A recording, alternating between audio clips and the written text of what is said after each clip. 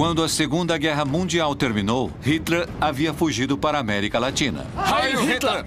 Essa fuga seria mais uma fase do plano que haviam desenhado. Ele queria se apoderar do mundo inteiro, queria voltar, queria invadir a África, a Ásia e a América Latina. Ele estava decidido a se converter num líder mundial e a América Latina seria uma peça fundamental. Se interessava a eles controlar a América, porque era uma maneira de derrotar os Estados Unidos. Daqui foram desencadeadas batalhas para o fortalecimento, a difusão e a preservação do nacionalsocialismo. Foi criada uma rede de espionagem para realizar diferentes missões.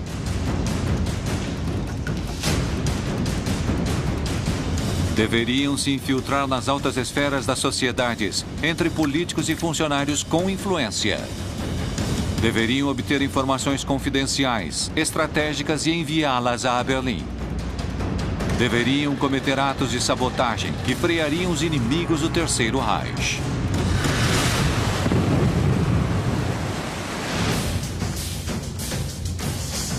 Terminada a guerra, nosso continente se transformou num refúgio de nazistas que escaparam da justiça. Pela Rota dos Ratos, chegaram à Argentina provavelmente 200 criminosos de guerra. Criminosos de guerra, não nazistas. Nazistas foram milhares. O plano de Hitler para um Reich dos 1000 anos seguia em curso e todos eles fariam com que a América Latina se transformasse num continente nazista.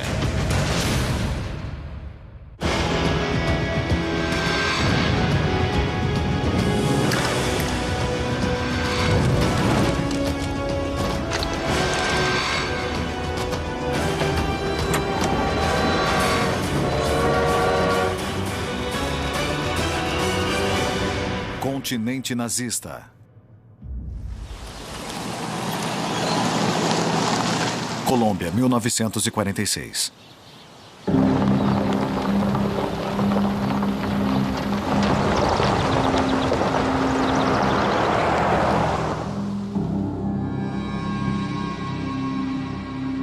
Hitler sempre foi obcecado em perpetuar o nacionalsocialismo e expandi-lo ao mundo inteiro.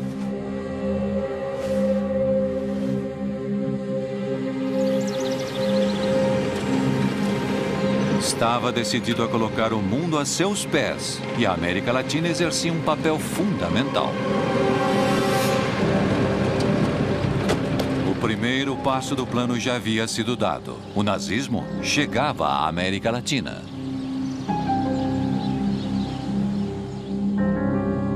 A questão da expansão para a América Latina era vital para o desenvolvimento do Reich e do nazismo. A rede nazista que veio à América Latina nasceu quando Hitler, no início dos anos 40, prepara a invasão às escondidas da União Soviética e da Inglaterra primeiro. O que o Reich queria era buscar alianças, especialmente com os países da América Latina.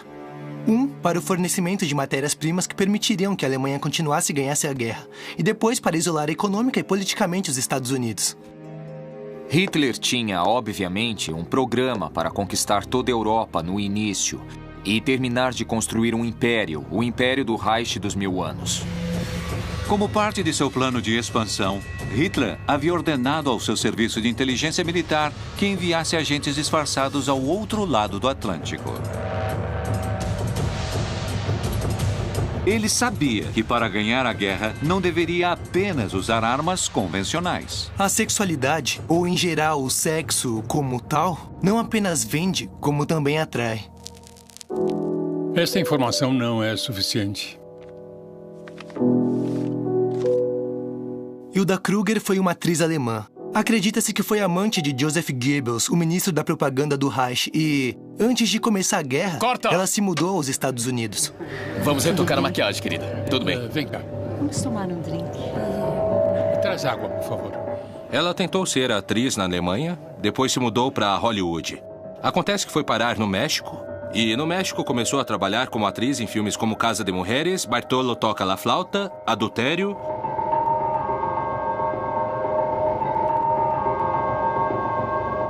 Sua presença chamava fortemente a atenção. Sua presença, evidentemente, denotava sua origem teutônica. Estava encantador. Olá, como vai? Bem, a senhora? Sim, estamos ganhando Era uma espaço. mulher muito Território bonita, inimigo. atriz de cinema, uma loira, estonteante, escultural, de 1,76 m. Sim, por aqui a recepção está Com ótima. licença. Claro. Quer se sentar? Estou adorando. Obrigado. Hilda Kruger se insere no mundo do cinema para, através desse mundo, se aproximar das pessoas que poderiam ser cruciais no manejo de informações. Para mim já basta, capitão. Eu acho que ele já bebeu demais. Parei. Não, obrigado. Porque ela sabe que está manipulando as outras pessoas. E as outras pessoas se tornam presas fáceis de suas artimanhas e de seus jogos eróticos. Ah, Tintin. As duas. Tintim. Olá, como tem passado? Eu vou bem. Eu aceito. Quanto tempo não nos vemos? Uma boa noite de descanso e tudo ficará E em normal. 3 meses, ela tem a metade do gabinete à sua disposição, o gabinete do governo mexicano. Os rumores apontam que ela havia tido relações amorosas com secretários de Estado na época da guerra. Há rumores dizendo que ela foi amante do homem que naquela época era secretário do governo, que era Miguel Alemán Valdés. Se relacionou com altas esferas do poder mexicano, incluindo presidentes, ministros, muita gente do meio, o que lhe permitia ter muita influência na política mexicana. Hilda Kruger escondia uma coisa por trás da maquiagem. Provavelmente ela não era uma excelente atriz. E o que se supõe é que, na verdade, essas atuações como atriz eram a camuflagem para poder levar a cabo outros tipos de atividades de inteligência, de receber informações e transmiti-las. Na verdade, apesar de ser conhecida como atriz, ela era uma espiã.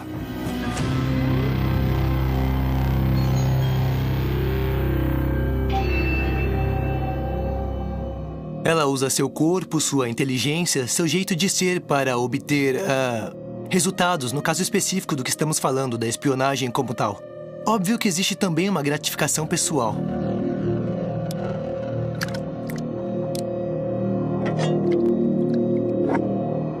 Uma mulher fria e decidida que jamais envolveu seus sentimentos e que sempre esteve disposta a tudo para cumprir com a missão da qual havia sido encarregada. Uma espiã não pode ser alguém totalmente pegado a uma pessoa, porque, em resumo, sua função como espiã seria um desastre. Ela tem que ter relações muito superficiais, que não lhe permitam ter um vínculo afetivo verdadeiro e que lhe permitam trair, porque, no fim, um espião termina sendo um traidor da outra parte. A participação dessas mulheres estava baseada principalmente em se aproximar de homens de poder, de homens que manejavam informação privilegiada. É um jogo onde não pode se aproximar muito porque se queima, mas não se afasta muito para que não esfrie. Isso gera também satisfação nesse tipo de pessoas, obviamente. Porque a recompensa que recebem não é apenas a recompensa exterior, do dinheiro, da ascensão do pagamento, mas também a satisfação interna. Fui útil, servi para alguma coisa. Assim, o Terceiro Reich, valendo-se de todas as ferramentas possíveis, faria com que a rede de espionagem se firmasse na América Latina. No México, em particular, funcionou o maior centro de operações de espionagem dos alemães fora da Europa, com muitos recursos econômicos e com agentes de primeiro nível.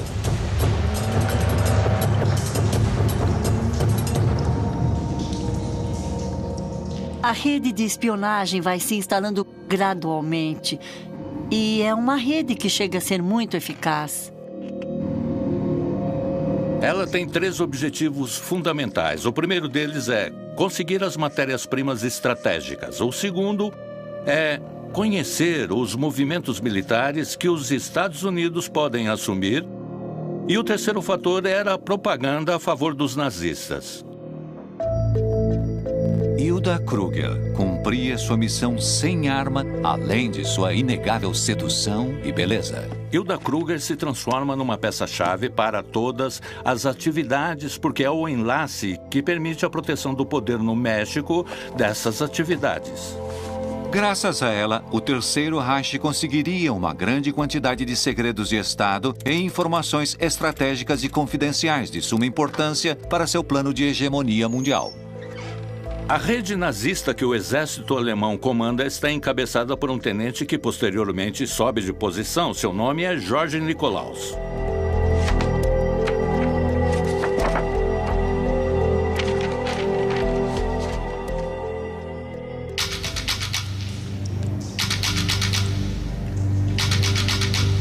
Ele tem a função de montar todo um aparato para vigiar os Estados Unidos do território mexicano. Ele quer armar uma rede que começa a coletar muitas informações boas. Da cidade do México, Nikolaus transmitia ao Peru, ao Equador, ao Chile, inclusive mensagens que passavam informações relevantes.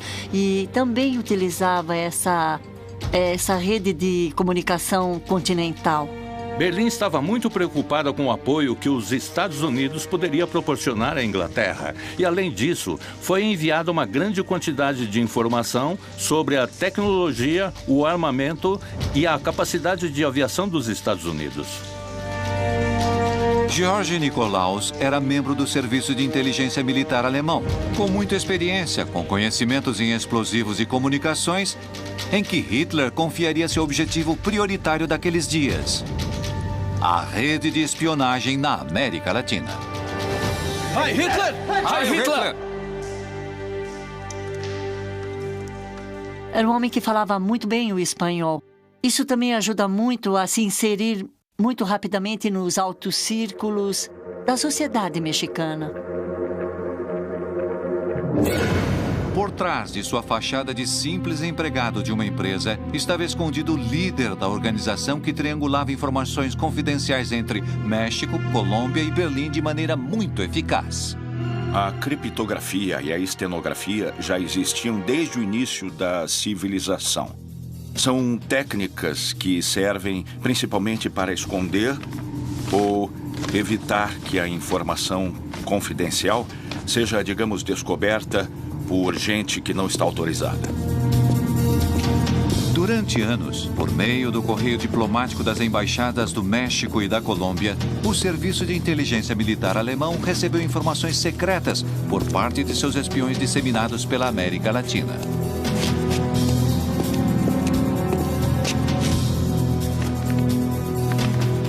A técnica do microfilme existe desde o início da invenção da fotografia e do microscópio. Ela consistia em reduzir uma fotografia até 200, 300, 900 ou 1000 vezes seu tamanho. Dessa maneira, poderiam enviar informação confidencial a todos os seus centros de inteligência. Passavam como um telegrama comum e corrente e, quando chegava com o microscópio, poderiam recuperar a informação.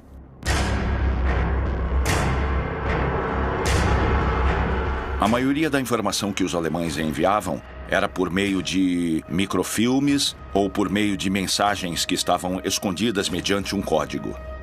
Era preciso conhecer, digamos, os códigos de encriptação. Toda a técnica de encriptação estava muito desenvolvida nessa época. A informação confidencial é tão valiosa como uma arma. Churchill dizia que a Segunda Guerra Mundial foi vencida por uma arma secreta que se chamava criptografia.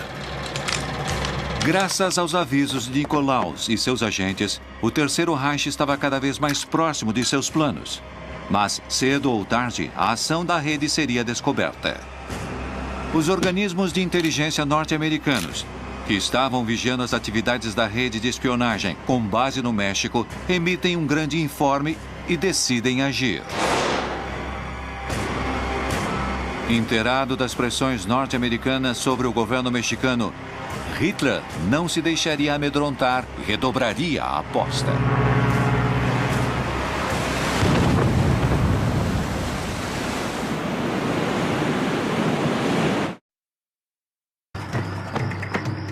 Na América Latina, a rede de espionagem comandada por George Nikolaus se expandia e conseguia manter a máquina bélica do Reich em funcionamento. Mas os Estados Unidos estavam decididos a impedir que os agentes avançassem com seus planos. A embaixada americana no México seguia de muito perto as pistas e não apenas seguiam as pistas, como fazia, de certa forma, exigências à Secretaria do Governo para que os ajudassem na procura e no desmantelamento dessa rede de espionagem. O governo da Alemanha, dentro do seu plano expansionista, envia submarinos até a região do Caribe, sobretudo para vigiar o andamento dos comboios que levavam material bélico para a Europa. Os Estados Unidos temiam que o México pudesse transformar seus portos em base para submarinos alemães. Assim, decidem pressionar o presidente mexicano a emitir um decreto para que apenas barcos, aeronaves e tropas norte-americanas pudessem navegar nessas águas, obrigando dessa maneira a abandonar sua neutralidade na Segunda Guerra Mundial. Quando entraram na guerra, começaram a pressionar, sobretudo economicamente e diplomaticamente, os países que tinham alguma simpatia por Hitler. O México tinha uma grande simpatia encabeçada pelo mesmo presidente, Manuel Ávila Camacho, que era admirador do exército da Alemanha. Hitler sabia que não havia tempo a perder. Ele deveria redobrar a aposta.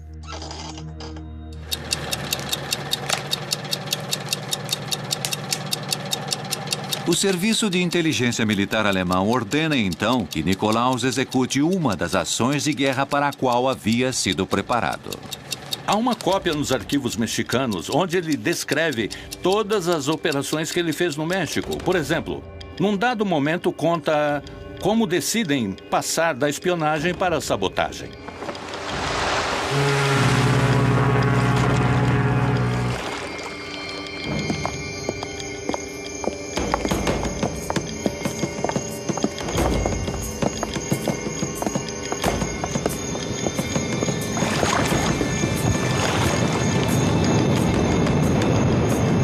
Assim que Nikolaus levaria a cabo o primeiro atentado nazista do outro lado do Atlântico, o que serviria também para provocar pânico na região. Decidem boicotar um navio inglês que estava ancorado no porto de Tampico para colocar uma bomba relógio para que explodisse quando o navio inglês estivesse fora do porto.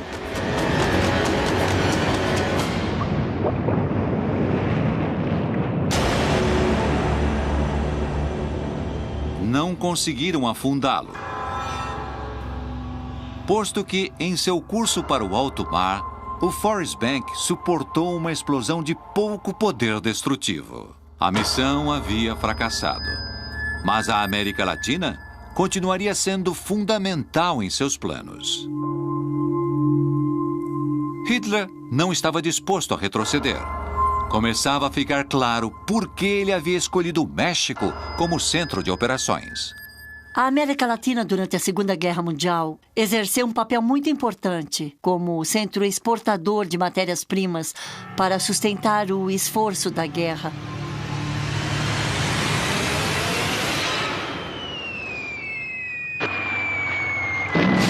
A maquinária da guerra precisa de elementos que possam colocá-la em funcionamento. A Alemanha queria o petróleo para colocar seus carros em funcionamento, os seus tanques de guerra, seus submarinos. A América Latina foi fundamental na expansão nazista pela Europa. As matérias-primas chegavam na Alemanha graças à ação da ampla rede de agentes, que tinha na Colômbia um de seus principais homens.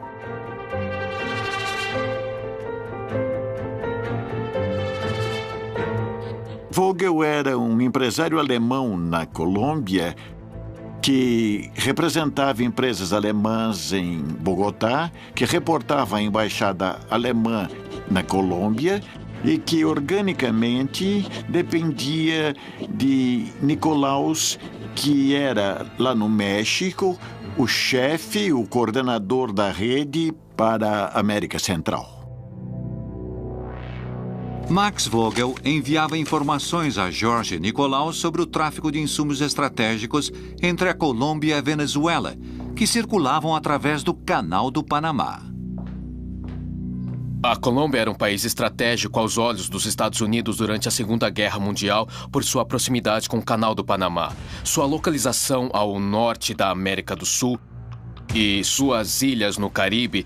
Como havia uma presença muito forte de submarinos alemães nessa região, os Estados Unidos estavam muito cientes do que acontecia na Colômbia e com a infiltração de espiões alemães. E o que acontece com a Alemanha e com os agentes que a Alemanha manda para cá é que eles se transformam numa máquina para fazer o contrabando lícito desses materiais.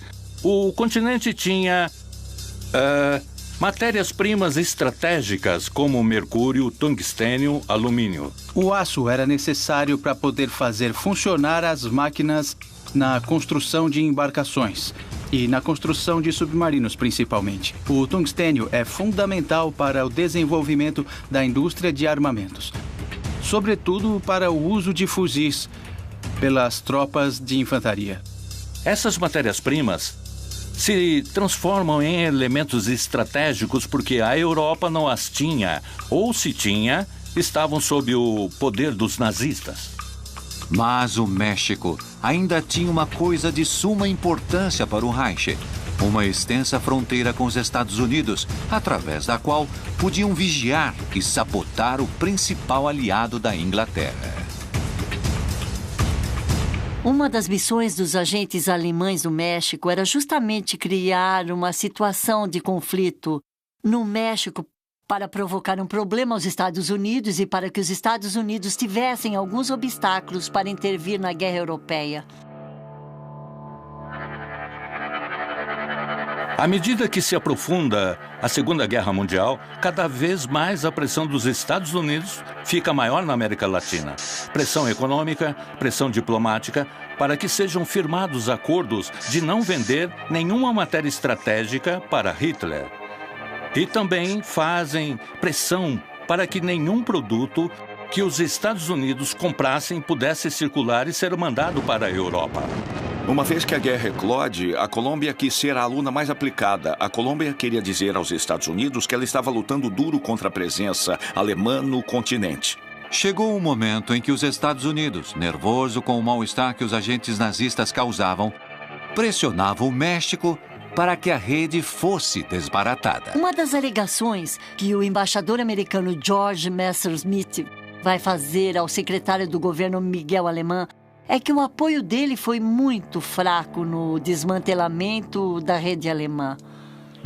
Enquanto isso, Hilda Kruger, Jorge Nicolaus, Max Vogel e muitos outros agentes seguiam atuando com total impunidade, sem sequer suspeitar que o final estava próximo. Quando os Estados Unidos descobrem o papel que Hilda Kruger exercia, eles a colocaram numa vigília de 24 horas. Seguiam todos os movimentos dela. A inteligência americana estava vigiando de perto cada um dos integrantes.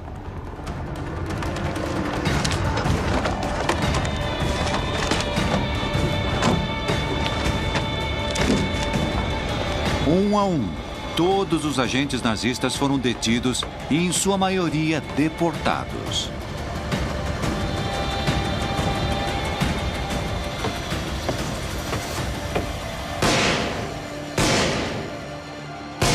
Hilda Kruger também foi detida, mas seu destino seria muito diferente. Quando a prendem no México, Miguel Alemán intervém.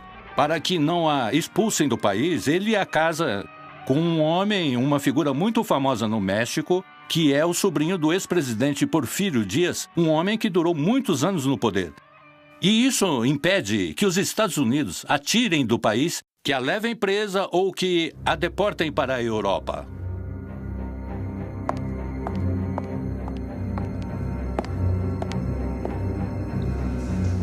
O trabalho dos agentes havia terminado. A América Latina havia sido, até este momento, funcional para a expansão nazista, fornecendo informações, matérias-primas e insumos para seu maquinário bélico. Mas sua contribuição estava longe de se esgotar.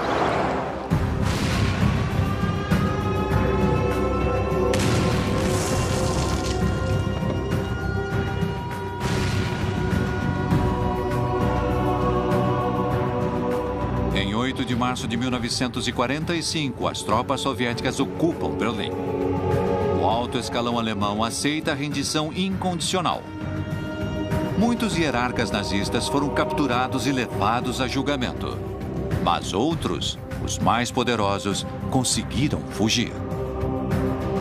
Os nazistas, quando o Terceiro Reich caiu, sabiam que seriam procurados pela justiça. E alguns, que inclusive não eram procurados, muitos que não eram procurados pela justiça, também entenderam que politicamente precisavam fugir da Europa. E a América do Sul parecia um território muito hospitaleiro. A Colômbia foi um lugar de refúgio para as pessoas que tinham um passado a esconder relacionado com os nazistas. Muito antes da Segunda Guerra, quase desde o fim da Primeira, em países da América do Sul, como a Colômbia, como a Bolívia, como a Argentina, havia influência alemã também nas forças armadas, até nos exércitos, nas forças aéreas. Alguns dos chefes mais importantes dos exércitos do Cone Sul tinham passado por escolas alemãs, tinham sido agregados militares nas embaixadas de seus respectivos países anti-Berlim. Calcula-se que entre 70% e 80% das forças militares no continente professavam certa simpatia pela Alemanha nazista e pelas forças militares nazistas. O Exército Nacional da Colômbia tem uma linha ideológica prussiana, alemã. O que fortalece a impressão de que o Reich mantinha fortes vínculos com esse país. A guerra havia terminado. O mundo agora estava atrás deles. O plano de Hitler estava apenas no início. Era apenas questão de esperar o momento certo para se reagrupar e voltar ao poder.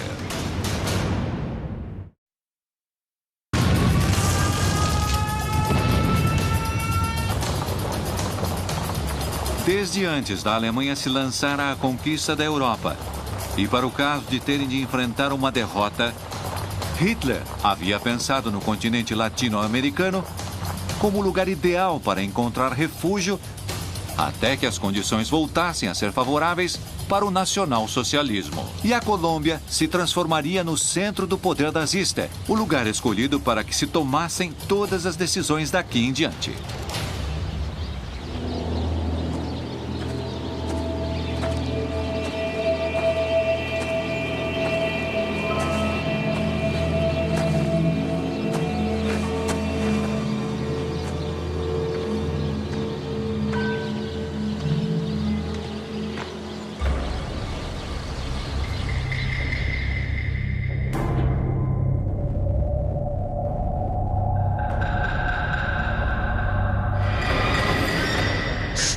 Em 1968, o jornalista britânico George McGrath escreveu uma série de artigos, nos quais publicou alguns documentos desclassificados pelo Departamento de Estado norte-americano, que falavam de uma viagem de submarino de uma base escondida nos fiordes noruegueses, com destino à Baía Honda, na costa de Guajira, Colômbia, entre maio e julho de 1945.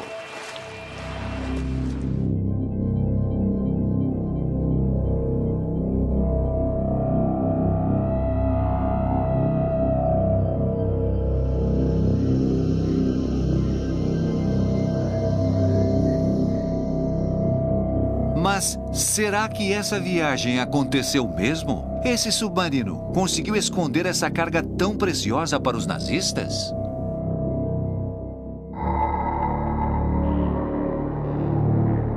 Heil Hitler!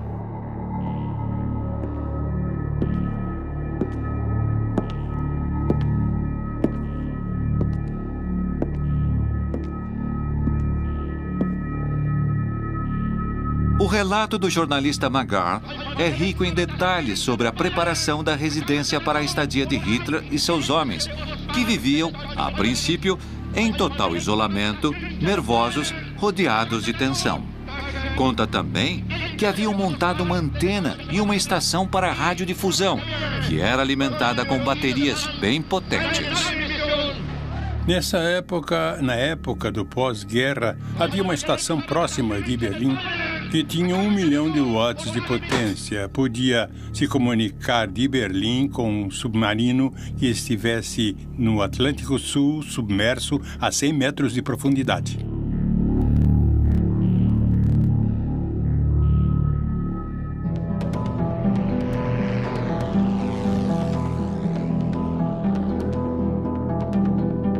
Sua obsessão era o mundo todo. Onde ele estivesse, em qualquer lugar, tentaria sempre levar a cabo seu plano de dominação mundial. O Reich de 1000 anos só seria possível em grande escala.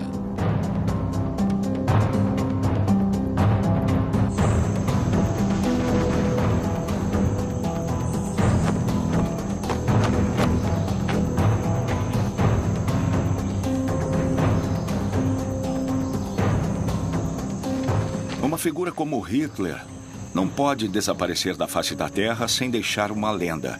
Aqui existiam colônias de alemães desde antes da guerra. Alguns desses alemães haviam simpatizado com Hitler. Por aqui tinham passado seus espiões, tinham passado certo poder cativador do regime nazista. E, claro, aqui existiam as selvas da América Latina, onde Hitler poderia se esconder. Então, imaginem Hitler escondido em alguma selva esperando que as coisas no mundo mudassem. Não era de todo descabido. A hipótese de uma fuga para a Colômbia incluía a suposta chegada de um submarino a Guajira. Tinha havido, durante a guerra, muita movimentação de submarinos nazistas no Caribe. Os submarinos chegavam a Guajira e desembarcavam facilmente por aquelas rotas de contrabando porque os espiões podiam se camuflar. É uma história. Quanto dela é lenda, quanto é verdade, provavelmente nunca saberemos. Alguns dos mitos ou das lendas ou dos episódios históricos sobre a morte de Hitler dizem que ele conseguiu sair vivo da Alemanha, dentro dos últimos submarinos que a Marinha Kriegs tinha à disposição. De todas as formas, essas hipóteses não eram outra coisa senão fantasias. Não há absolutamente nenhuma possibilidade de uma sobrevida de Hitler. É difícil que uma pessoa com traços tão marcadamente narcisistas como Hitler tinha tivesse a capacidade de fugir. Porque seria vergonhoso para ele no caso de ser capturado. Então, uma opção para esse tipo de pessoa é o suicídio. Hitler estava escondido num bunker no centro de Berlim que estava ocupada pelo Exército Vermelho. Ia fazer uma viagem até o fim do mundo, onde nos meses seguintes iria começar a chegar centenas de nazistas com seus perseguidores atrás.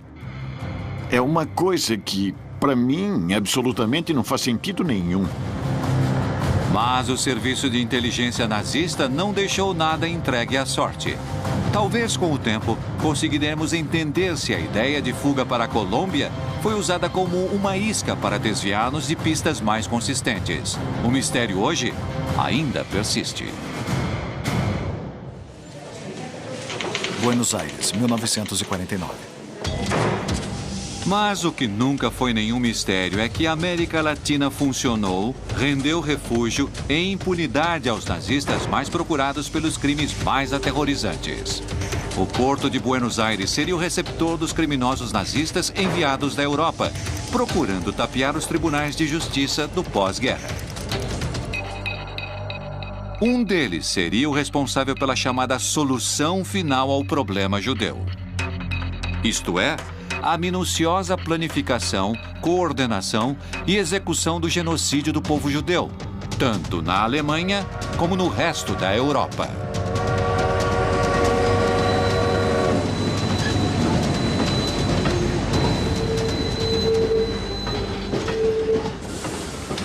Um dos principais criminosos de guerra que encontrou refúgio na Argentina foi Adolf Eichmann. Ele era um homem misterioso. Chegou a tenente-coronel das SS. E teve um papel importante no translado e na execução das ordens finais na solução final em relação aos judeus.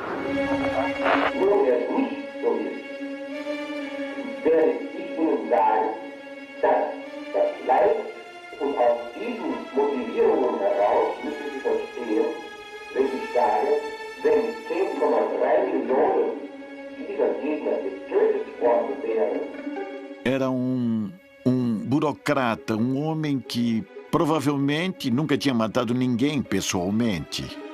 Mas com certeza foi o responsável por milhões de mortes, porque era o encarregado de organizar as viagens aos campos de concentração, onde iam matar os judeus.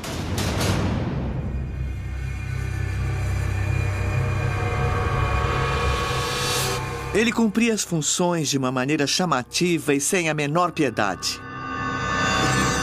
Eichmann era uma pessoa inofensiva, fria, obscurecida pela mediocridade, sem afeições nem paixões de nenhuma ordem.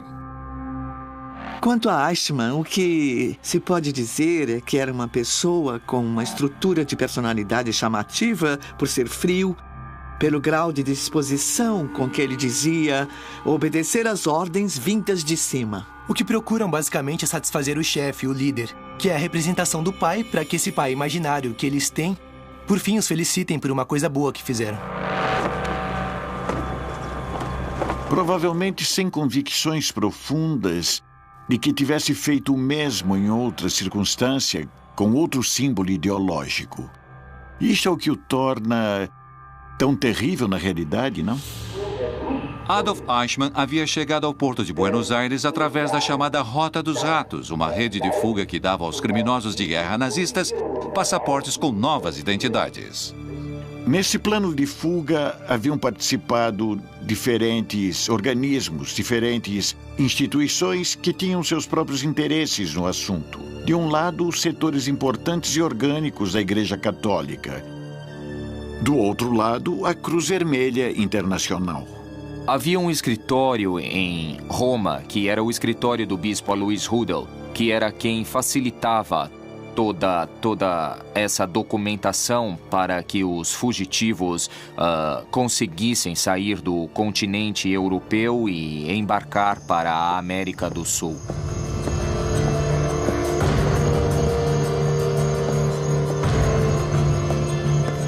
Todos prestavam o serviço, digamos, de tornar seguras as rotas de fuga até as saídas da Europa, que era o mais complicado. Eichmann havia conseguido fugir da Europa e construir outra vida na Argentina, com uma nova identidade, com o nome de Ricardo Clement. Uma vez em Buenos Aires, o Estado, naturalmente, fazia sua parte nisto, que era facilitar a tramitação de documentos argentinos e, em muitos casos, arrumar trabalho. Assim, Eichmann passava seus dias como operário na Mercedes-Benz. Do trabalho, regressava à sua casa. Jamais saía com sua esposa ou com seus filhos, não tinha amigos, levava uma vida bastante insignificante. Mas Eichmann não vivia tranquilo. Ele sabia que a qualquer momento poderiam encontrá-lo que, cedo ou tarde, os caçadores e nazistas viriam atrás dele. A perseguição aos nazistas que iam chegando à América Latina tinha duas fases. A última era a institucional, a do pedido de extradição de governo a governo. Agora, para que se pudesse pedir a extradição, era preciso saber onde estavam, com que nome, onde viviam, e essa tarefa era feita pelos caçadores de nazistas.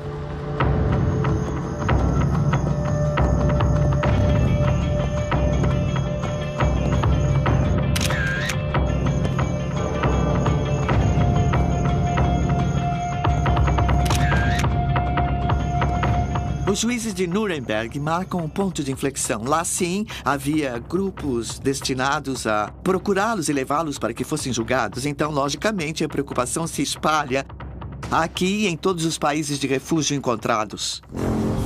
Corriam os primeiros anos da década de 60. Nessa época, a maioria dos nazistas dispersos por toda a América Latina viviam paranoicos. Os processos de Nuremberg eram bastante conhecidos a nível internacional. O trabalho dos caçadores de nazistas ganhava adesões. Houve casos de julgamentos de extradição, casos que não puderam terminar porque os criminosos morreram. durante o processo de extradição, mas houve uma mudança na posição ou na atitude do Estado argentino. Fazia anos que não se tinha nenhuma notícia sobre Eichmann, mas uma célula do Mossad havia conseguido seu paradeiro. Agora, eles deveriam atuar com rapidez e com a lei. Haviam encontrado o responsável pela solução final e ele não deveria escapar. Era preciso levá-lo diante da justiça. Os agentes do Mossad que estavam atrás dos passos do responsável pelo genocídio de 6 milhões de judeus deviam atuar com rapidez. Eichmann estava naquela casa. Não poderiam permitir que ele fugisse. Não deveriam se deixar levar por sentimentos de vingança.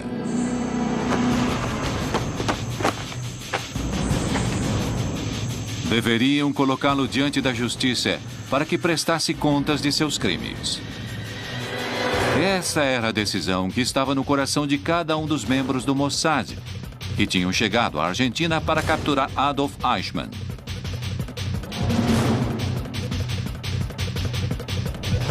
Eichmann sabia que cedo ou tarde os israelitas iriam descobrir seu paradeiro.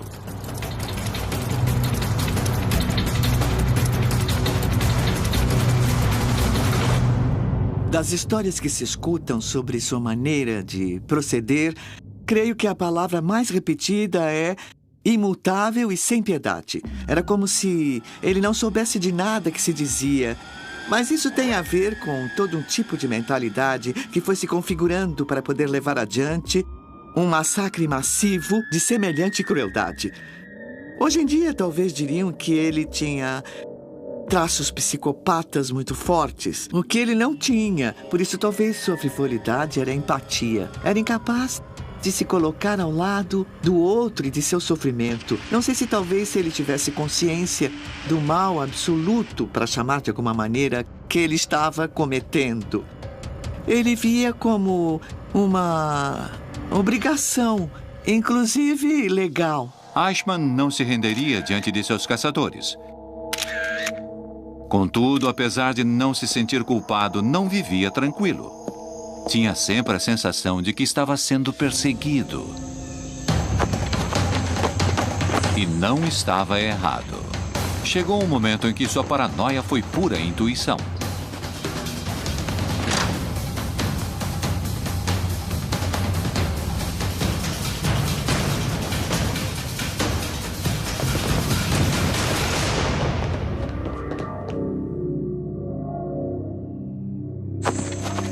Mas Eichmann tinha conseguido escapar.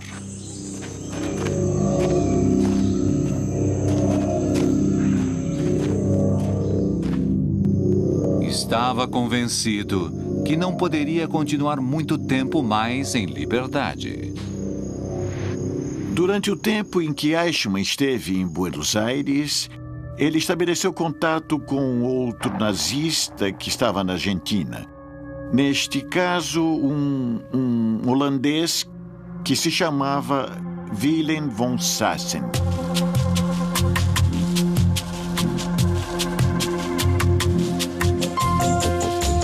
Sassen havia sido jornalista durante a guerra, diretor de um jornal na Holanda ocupada.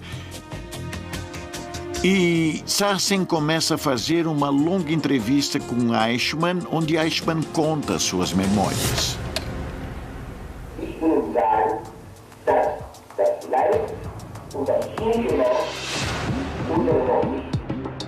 Eichmann havia decidido conceder uma entrevista a Sassen para dar sua versão dos feitos e mudar a imagem que o mundo tinha dos nazistas, mas não sabia que esse seria o começo de seu fim.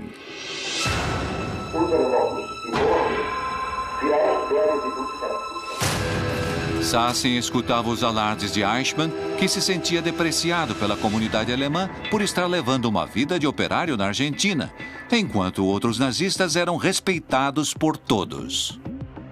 O método da entrevista que Sassen fazia com Eichmann era: primeiro gravava, Sassen transcrevia a gravação da entrevista e Eichmann corrigia a próprio punho a entrevista transcrita.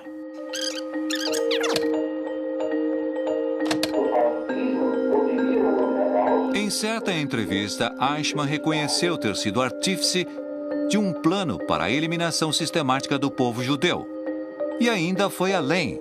Declarou que tudo o que ele fez foi por lealdade ao Führer e que não considerava que tinha cometido nenhum delito, mas, ao contrário, tinha cumprido suas ordens, exercido a estrita força da lei numa nação soberana.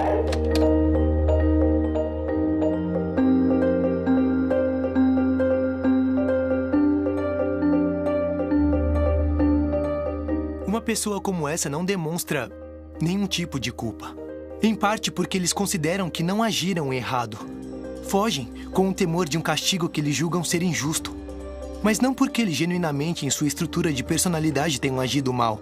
Pessoas que, sem ser de verdade sociopatas, sem ser de verdade ruins, terminam executando atos atrozes, envoltos em todo o emaranhado do Estado, e chegam a ascender dentro dessa mesma hierarquia, que era o afã final de Eichmann, ser um funcionário eficiente. O assunto de Eichmann dando essas entrevistas, na realidade, tem a ver com que não havia nada indigno, não havia uma especulação. Bom, eu não tenho que falar disso porque me condena. Para ele, genuinamente, eles não cometeram nenhuma ação reprovável. Tudo foi culpa de um Estado que os motivou, que os levou a levar a cabo essas ações.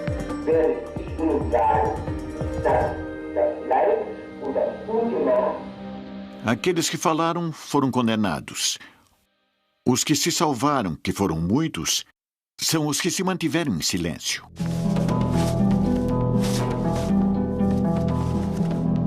Eichmann não sabia que a difusão de seus depoimentos alertaria o mundo sobre sua presença na Argentina.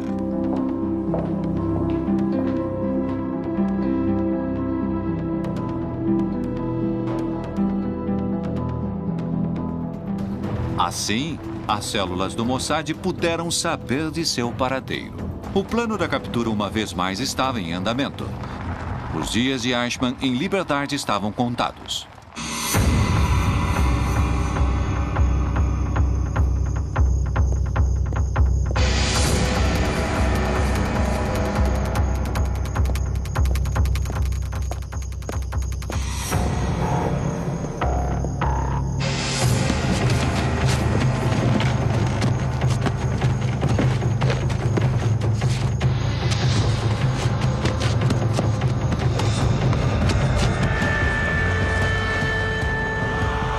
Serviço de inteligência de um país no outro, sequestrando um cidadão que nesse momento tinha documentos argentinos.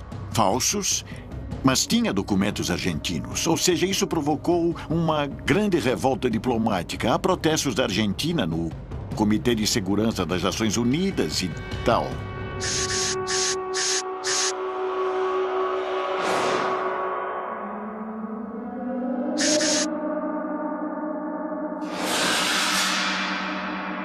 A queda de Eichmann é o resultado de uma operação impecável, diria eu, do Serviço de Inteligência de Israel, através de uma perseguição de muito tempo a Eichmann e seus familiares na Europa. Descobrem que ele está na Argentina, mandam uma equipe, o localizam. Quando têm certeza de que é ele, mandam outra equipe para sequestrá-lo e levá-lo a Israel, onde ele é julgado.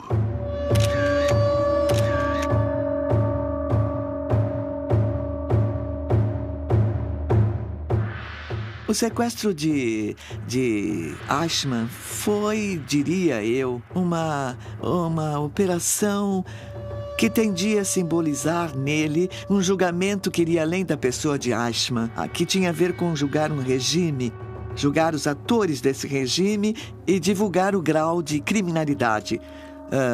Por isso, o julgamento tem um valor simbólico muito importante. Eichmann foi levado a julgamento em Jerusalém. E apesar da enorme quantidade de provas em sua conta, seria o colaborador Willem Sassen quem faria chegar aos juízes do tribunal os originais das transcrições da entrevista corrigidos a próprio punho por Adolf Eichmann. Esse método de entrevistas, essa coisa que faziam, acabaram sendo condenatórios para Eichmann quando as transcrições chegaram a Israel, ao tribunal encarregado de julgá-lo. Em defesa dele, se Eichmann, ele mesmo afirma que o que ele fez foi cumprir ordens e que ele era um funcionário que simplesmente estava executando ordens, sem nenhum tipo de ideia de moral ou mesmo de compaixão pelas decisões que estava tomando. Era uma admissão de próprio punho das coisas das quais o acusavam. Willem Sassen terminaria sendo o que entregou Adolf Eichmann.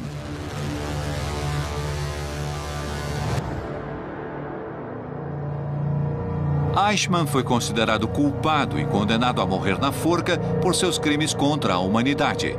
Suas últimas palavras foram: longa vida à Alemanha, longa vida à Áustria, longa vida à Argentina. Nunca me esquecerei. Tive que obedecer às regras da guerra e da minha bandeira. Eu estou pronto.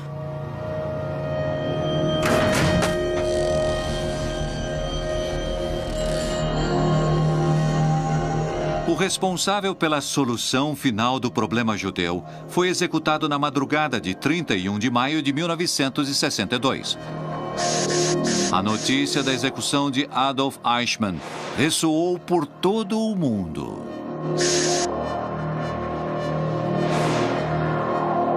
A verdade é que a queda de Eichmann marca uma guinada na história dos nazistas na América Latina.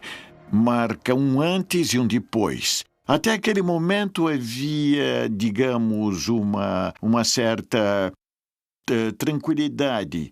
Todavia, um certo bem-estar e se sentiam confortáveis. A partir desse momento, tudo se complica. Os nazistas disseminados por toda a América Latina estavam agora advertidos e deviam procurar novos esconderijos. Mas os comandos do Mossad já tinham seu próximo objetivo. Joseph Mengele.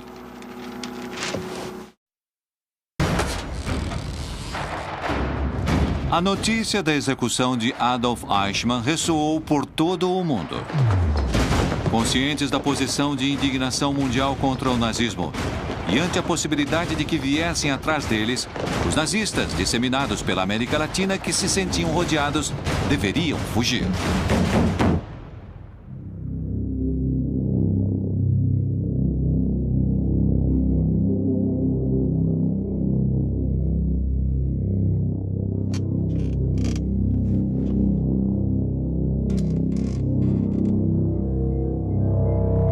Os caçadores e nazistas estavam agora atrás dos passos de Joseph Mengele, que havia chegado à Argentina fugindo da Europa em 1949 através da Rota dos Ratos. Pela Rota dos Ratos chegaram à Argentina provavelmente 200 criminosos de guerra. Criminosos de guerra, não nazistas. Nazistas foram milhares. Houve certa ajuda do Vaticano através do que se chamou Red Line, uma série de monastérios nos quais se hospedavam aqueles que fugiam.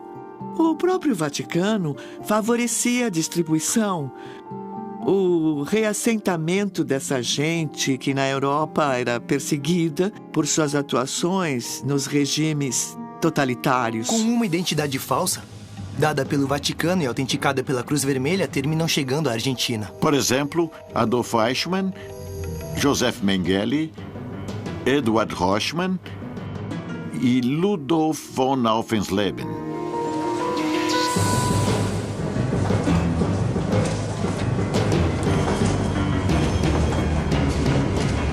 Misturado com os imigrantes que chegavam em busca de uma nova vida, longe da Europa devastada pela guerra, o Anjo da Morte entrou na Argentina vindo de Gênova com o passaporte da Cruz Vermelha Internacional e uma nova identidade.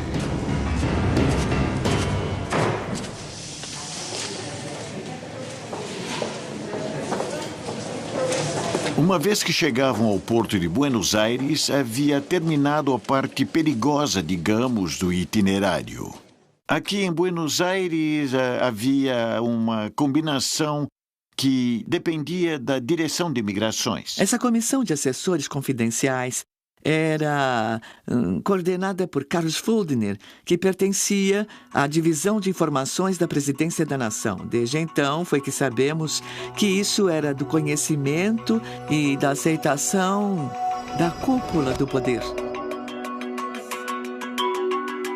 A rede de fuga denominada Rota dos Ratos demonstra até que ponto a América Latina foi funcional aos planos de perpetuação do nazismo depois da derrota na Segunda Guerra Mundial, permitindo a fuga dos criminosos de guerra ao nosso continente.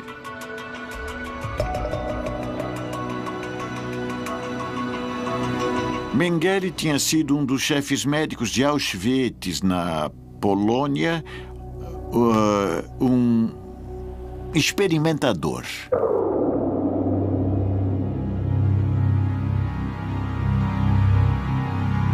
Ele tinha, no campo de Auschwitz, ele tinha um território muito amplo, né? com muitas cobaias, muitas cobaias. Então ele podia fazer coisas extraordinárias, né? Produzia diferentes experimentos genéticos de uma gravidade enorme. Onde fazia experimentos com gêmeos vivos, operando um deles para ver como era a reação no outro e tudo mais. E tudo isso com uma falsa premissa de investigação científica. Ele injetava corantes nos olhos dos judeus para ver se não mudava de cor, para ver se não deixava a cor dos olhos azul, como ele queria, que o Hitler queria que fosse tudo azul. Então ele cegava as pessoas colocando aquele corante. Imagina, né? A crueldade. Mas em compensação, ele trouxe alguns conceitos bons para a medicina. Do que eu estou convencida é que não tem justificativa, nem moral, nem ética. Creio que apenas uma mente muito perturbada pode conduzir esse tipo de pesquisa.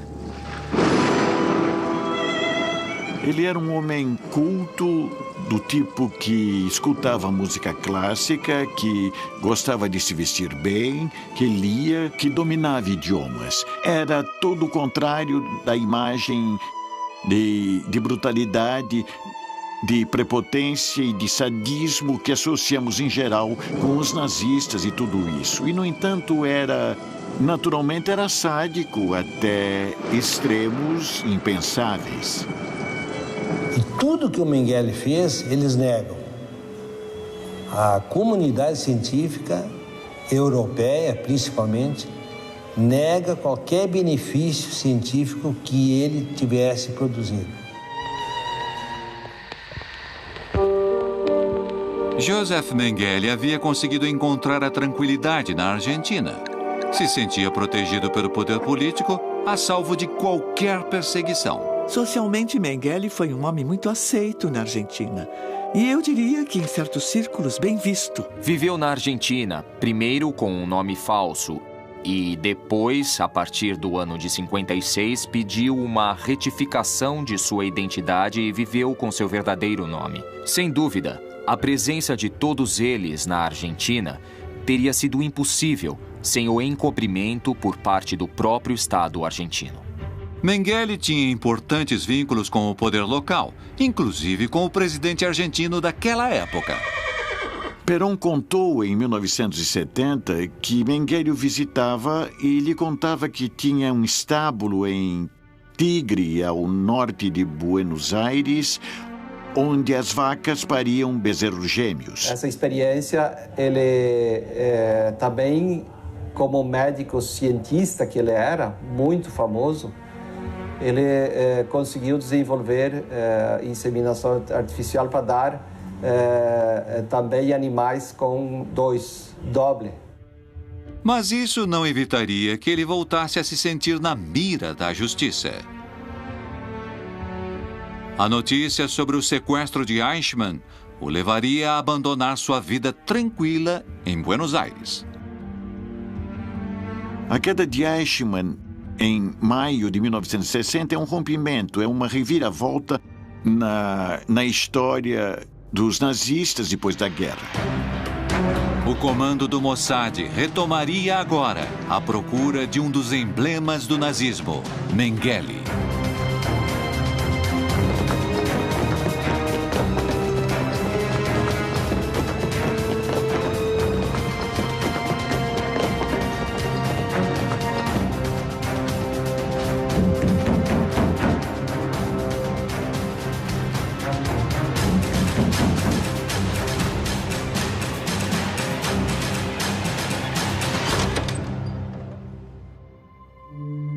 Mas quem o ajudaria a escapar seria um velho conhecido, Hans Ulrich Rudel. Hans Rudel tinha sido um aviador bastante condecorado durante a guerra. Havia sido preso primeiro, mas depois tinha sido liberado porque não havia acusações. Ele não tinha sido um criminoso de guerra, tinha sido um militar, um combatente. Os Mengele na Europa tinham uma fábrica de máquinas agrícolas. Rudel representava a empresa da família Mengele na América Latina. Era amigo de Perón e de Stroessner, o presidente do Paraguai.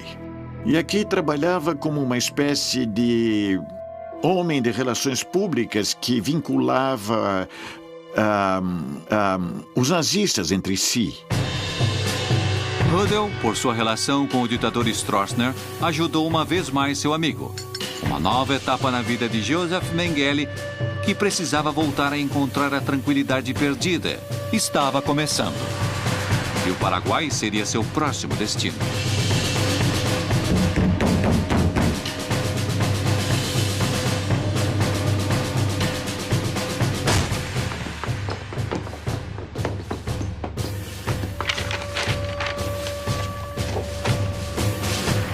O anjo da morte tinha conseguido escapar. Por pouco. Os agentes do Mossad não deixariam de persegui-lo. Precisavam capturá-lo. Vivo ou morto.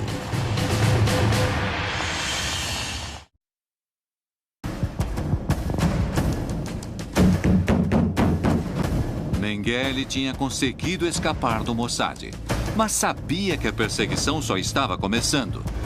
E seus perseguidores não descansariam da vontade de colocá-lo no banco dos réus.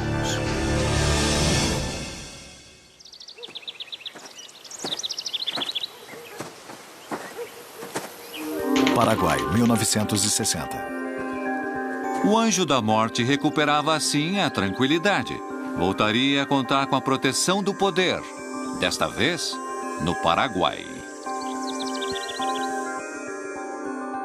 Quando Mengele vai embora da Argentina e se estabelece no Paraguai, ele obtém a cidadania paraguaia em tempo recorde, fraudando, naturalmente, seu tempo de permanência no país. Haviam dado a ele 5 anos, mas falsificam todas as datas e, para tanto, os alemães residentes no Paraguai o ajudaram. Mengele se transformou então em cidadão paraguaio, o que lhe assegurava, entre outras coisas, que nunca poderia ser extraditado. Os comandos do Mossad tinham consciência de que capturar o anjo da morte seria uma missão muito complexa. Enquanto isso, os agentes do Mossad reviravam sem descanso Argentina, Uruguai, Bolívia e Chile, até que uma pista os levou ao Paraguai. As horas de Mengele em liberdade estavam contadas.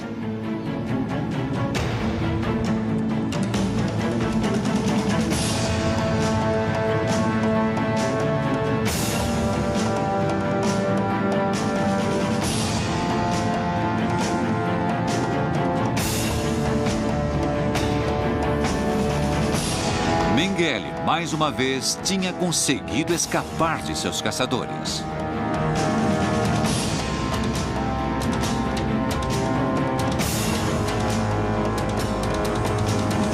Ele faz viagens ao sul do Brasil, particularmente a uma região que se chama Cândido Godói.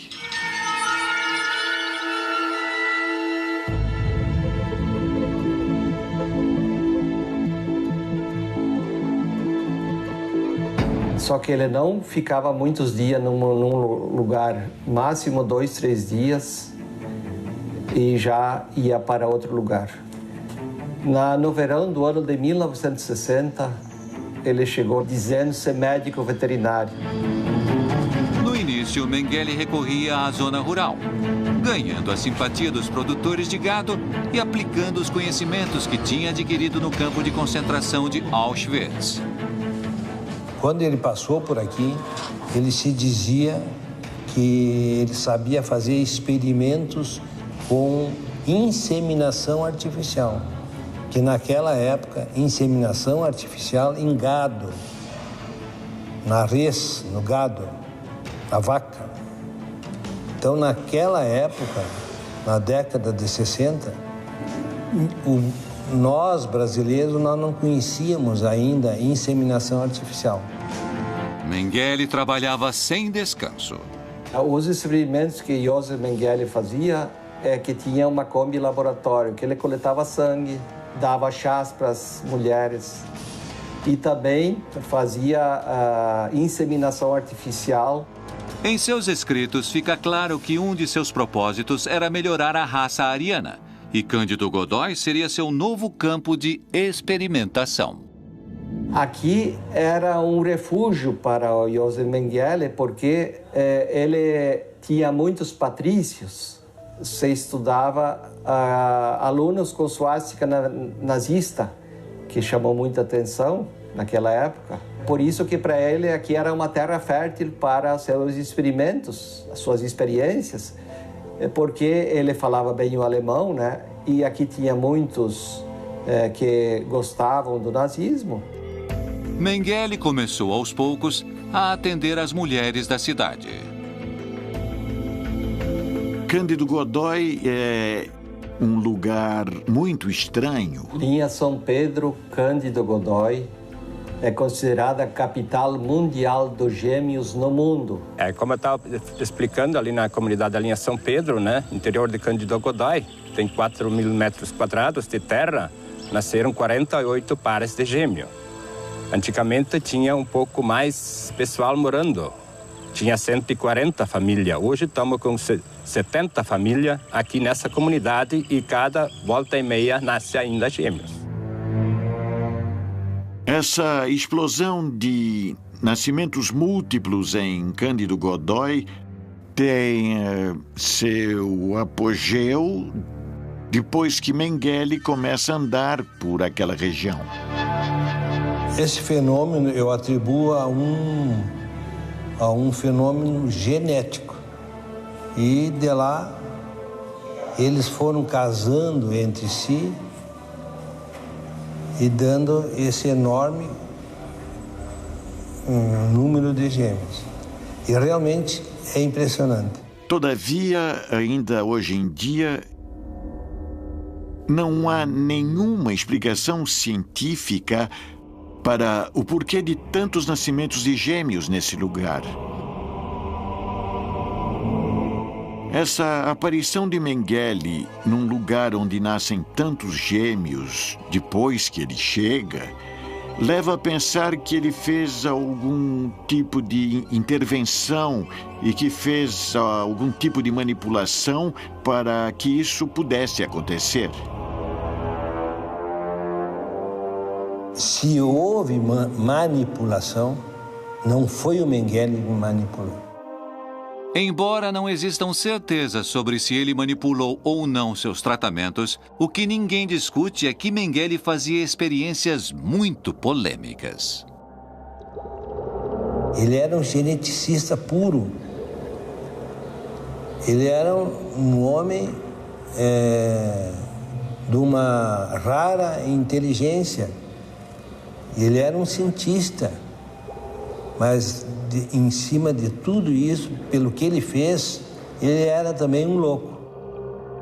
Indubitavelmente, as investigações genéticas e outros experimentos de Mengele foram bastante excepcionais para aquele tempo, o que seguramente não tem nada a ver com uma concepção de beneficiar a humanidade.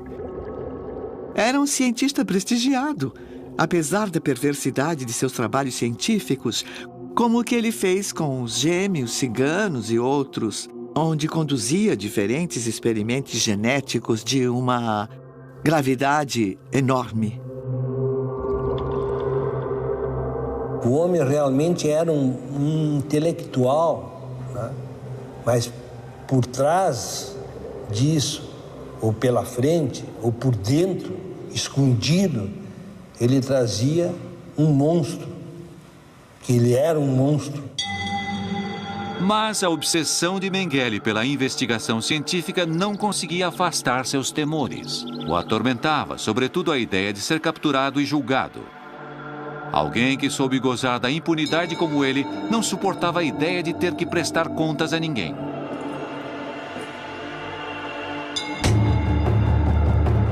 Mengele não se equivocava. Em sua busca, os agentes do Mossad tinham encontrado quem poderia guiá-los até ele. Alguém que já tinha colaborado com eles no sequestro de Eichmann na Argentina e que agora, em troca de ser deixado novamente em liberdade, confirmaria que Mengele estava no Brasil.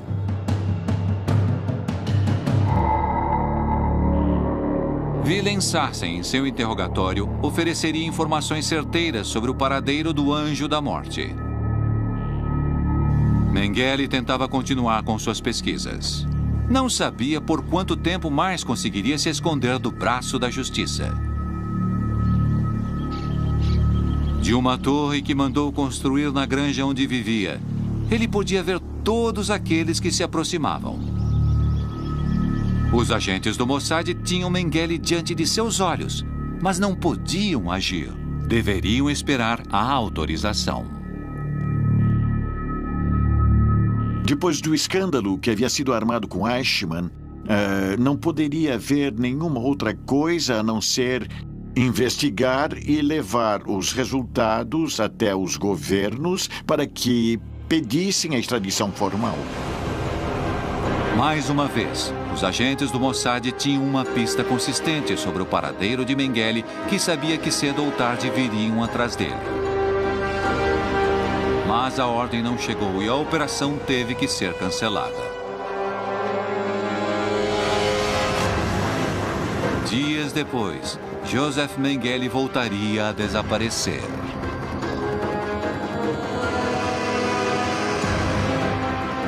Os agentes do Mossad jamais esqueceram que o tiveram ao alcance de suas mãos. Haviam perdido uma oportunidade única. O Anjo da Morte mudaria de nome várias vezes, movimentando-se rápida e habilmente por várias localidades do Brasil. Qual foi o destino de Mengele e dos outros nazistas disseminados pela América Latina? Foram capturados ou conseguiram fugir do braço da justiça?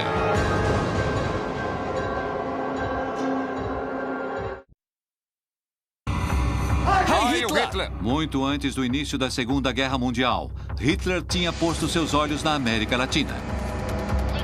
O papel que nosso continente exerceu nos objetivos traçados por Hitler foi fundamental, posto que daqui foram originadas várias batalhas para a expansão, difusão e preservação do nacionalsocialismo, com o objetivo de instaurar um Reich para os próximos 1000 anos. A conformação de uma rede de espionagem com o centro no México havia sido declarada de máxima prioridade por Hitler. Seus melhores agentes vieram realizar diferentes missões. Deveriam se infiltrar nas altas esferas da sociedade entre políticos e funcionários com influências. Deveriam conseguir informações confidenciais, estratégicas e enviá-las a Berlim. Deveriam cometer atos de sabotagem. Encarregado dessa rede de espionagem, o Serviço de Inteligência Militar alemão nomeou o oficial Jorge Nikolaus, especialista em explosivos e comunicações. A ele reportavam Max Vogel, especialista em operações financeiras e da Bolsa. Hilda Kruger, uma bela atriz que tinha a missão de seduzir e corromper funcionários do governo. Dessa maneira, durante vários anos, a rede de espionagem a cargo de George Nikolaus forneceu à Alemanha toneladas de matérias-primas e insumos que lhe permitiram avançar sobre quase toda a Europa. Mas, uma vez concluída a guerra, a América Latina tinha mais a oferecer. O plano de Hitler não aceitaria uma derrota. Nosso continente se transformou num esconderijo de nazistas que escaparam da justiça. Criminosos como Eichmann e Mengele estiveram na Argentina. Eichmann permaneceu em nosso continente até seu julgamento. Mengele também encontrou aqui o lugar para continuar seus experimentos e escapar dos caçadores de nazistas. E com eles, tantos outros. Muitos nazistas simplesmente vieram fugindo e morreram no país que os escondeu no mais absoluto anonimato. Alguns outros foram capturados e extraditados para logo serem julgados na Europa. A grande maioria conseguiu escapar e jamais, nem sequer foi citada a depor numa esfera judicial por suas responsabilidades. O caso mais emblemático talvez tenha sido o de Joseph Mengele, que viveu sob o amparo do poder político e assim conseguiu se instalar na Argentina, no Paraguai e no Brasil. No ano de 1979, quando foi noticiada a morte de Joseph Mengele na praia de Bertioga, em São Paulo, essa pessoa reconheceu na televisão que tratava-se de Joseph Mengele. Mas só que isso não foi desvendado, porque naquela época tudo era mistério, não se sabia quem ele era. Então não foi dado muita importância. Dizem que ele morreu quando entrou no mar para tomar um banho na praia de Bertioga, em São Paulo, e teve um infarto como um idoso comum. O estranho é que Mengele não sabia nadar. Mengele escapou.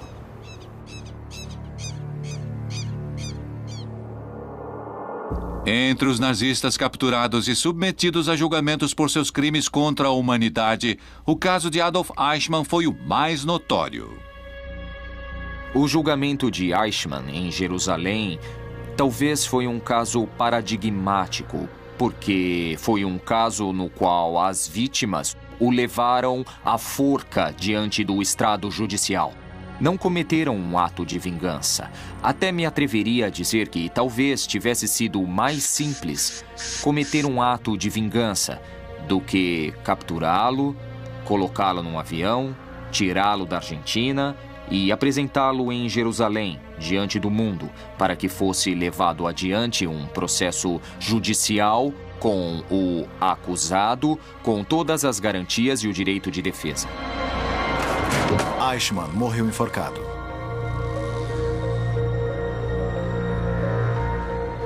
No caso da rede de espionagem nazista que funcionava no México, seus agentes foram detidos e, em sua maioria, deportados. Quando os Estados Unidos descobrem o papel que Hilda Kruger exercia, coloca uma vigília de 24 horas nela. Eles se dão conta que ela é uma peça fundamental porque é a conexão com o governo mexicano, então decidem neutralizá-la.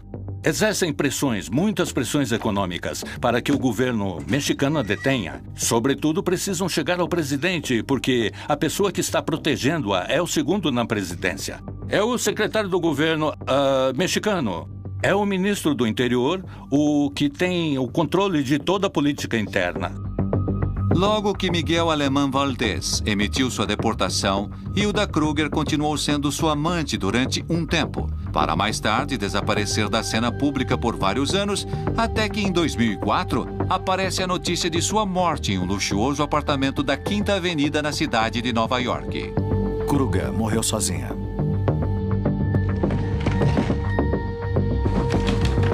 George Nikolaus, o chefe da rede de espionagem, teria uma sorte diferente. Ele é detido em 1942. Os Estados Unidos, por pressão deles, obrigam o governo mexicano a capturá-lo.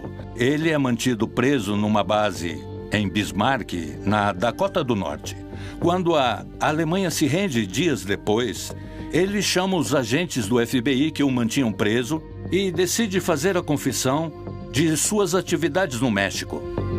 Neste interrogatório, Nikolaus admitiu ter recebido, da parte do Serviço de Inteligência Militar alemão, a missão de liderar a rede nazista de espionagem no México. Contou com riqueza de detalhes sobre o atentado falho ao navio de bandeira inglesa Forrest Bank, em alto mar. Explicou como mandavam a Berlim os segredos de Estado e a informação confidencial que conseguiam com funcionários dos governos do México e da Colômbia. Com o tamanho dessa confissão, o FBI o mantém por um curto período na prisão, depois do qual se desconhece qualquer outro dado sobre o paradeiro do espião nazista George Nikolaus. Nikolaus, paradeiro desconhecido.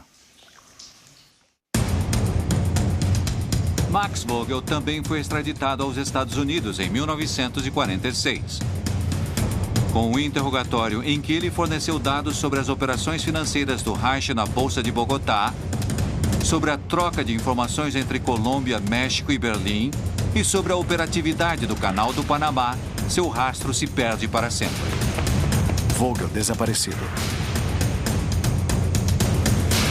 Já a Willem Sassen é possível rastreá-lo na década de 70 como consultor das ditaduras de Augusto Pinochet no Chile e de Alfredo Stroessner no Paraguai. Rudel continuou vinculado à Argentina por muito tempo. Ele visitava Perón em Madrid durante o exílio na Espanha. E depois voltou à Argentina em 1978 para a Copa do Mundo de Futebol, fazendo um trabalho muito estranho também, falso seguramente, porque era assessor do diretor técnico da seleção alemã de futebol, com credencial e tudo mais.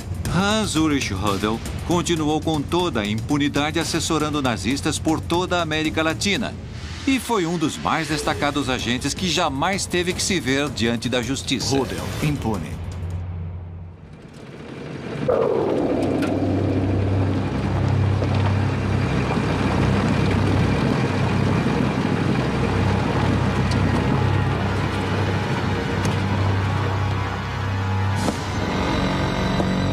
O próprio Hitler conseguiu escapar.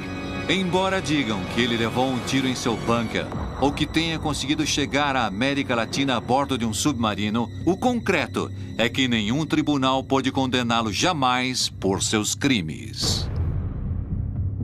Não podemos dizer que o capítulo dos julgamentos dos criminosos nazistas está concluído. Na verdade, nosso centro em Jerusalém segue dedicando todos os seus esforços para localizar e tentar levar a juízo aqueles criminosos que estão com vida e em liberdade. Se alguém se perguntar agora, tantos anos depois, como acabou, de verdade acabou muito bem.